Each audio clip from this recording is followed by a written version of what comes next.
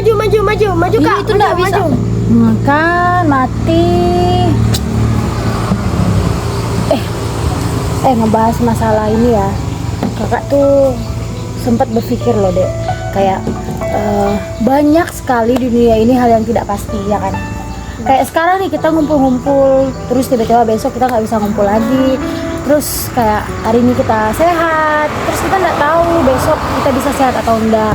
Hari ini kita berada di atas, terus lagi kita berada di bawah, kita up lagi, kita down lagi. Kayak roller coaster lah kehidupannya ya. Tapi yang paling pasti di dunia ini tuh pasti semua manusia akan mengalami meninggal dunia, akan kembali ke surga, kembali ke tanah. Nah, kalau membahas masalah hal itu ya, kalau misalnya adik meninggal hari ini nih, yakin nggak sih masuk surga? Nggak yakin. Nah, kenapa? Karena aku di dunia belum melakukan hal baik. Gitu ya. Dulu kakak ada sedikit cerita sebelum dan sesudah kakak menerima hidup kekal. Jadi sebelum kakak menerima hidup kekal atau menerima Yesus Kristus, kakak itu hidup seperti berjalan di air. Kayak kakak tuh tidak punya pegangan, kakak tidak punya arah.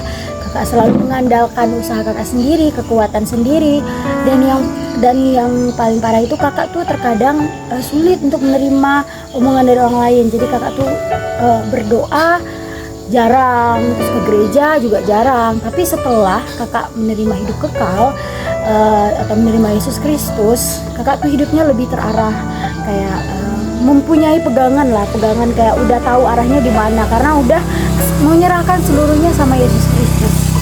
Kayak sekarang tuh lebih sering ke gereja, ngajar sekolah minggu, persekutuan, terus ikuti ibadah rumah tangga. Nah terus ya kalau misalnya ada berdiri di depan surganya Allah, lalu Yesus bilang, kenapa aku harus memasukkanmu ke dalam surgaku? Karena aku sudah berbuat baik. Emangnya oke, karena sudah berbuat baik. Nah jadi kalau misalnya ngebahas tentang berbuat baik, emang itu harus sebaik apa? Bingung kan? Kakak juga sempat berpikir kalau berbuat baik itu adalah jalur satu-satunya untuk masuk ke surganya Tuhan. Nah, kakak ada kabar baik nih tentang karya keselamatan Yesus. Penasaran enggak? Oke, jadi kayak gitu. Hidup kekal itu adalah anugerah Allah. Hidup kekal itu tidak dapat diterima karena upah atau karena usaha. Tetapi semua orang tidak dapat memperolehnya. Apakah yang menghalangi kita menerimanya? Dosa. Semua manusia itu telah berbuat dosa. Dengan usahanya sendiri tidak mungkin dapat menyelamatkan dirinya. Karena tuntutan Allah adalah sempurna. Maka harus ada cara yang berbeda. Mari kita lihat bagaimana cara Allah. Pengertian yang salah tentang Allah itu seperti kakek, kasih tetapi tidak adil. Lalu seperti polisi, adil tetapi tidak kasih. Tapi pengertian yang benar itu tentang Allah, Allah itu kasih sekaligus adil. Dilema ini dapat diselesaikan dengan cara Allah menunjukkan kasih-Nya di dalam Yesus Kristus.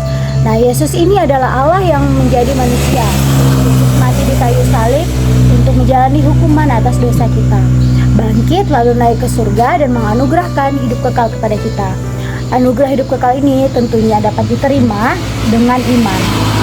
Tapi bukan dengan iman yang tidak menyelamatkan seperti iman yang melompat di dalam gelap, iman yang berdasarkan akal saja, atau dengan iman yang sementara.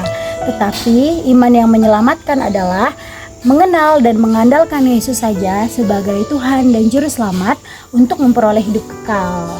Nah, jadi kesimpulannya bahwa berbuat baik itu bukanlah jalur untuk kita bisa masuk ke surganya Allah. Karena Allah itu sudah lebih dahulu menebus dosa kita melalui pengorbanannya, menjalani hukumannya di atas kayu salib. Jadi kalau misalnya mau masuk surga, tentunya kita hanya butuh satu saja kuncinya, yaitu iman. Iman yang membuat kita bisa masuk ke surganya Allah.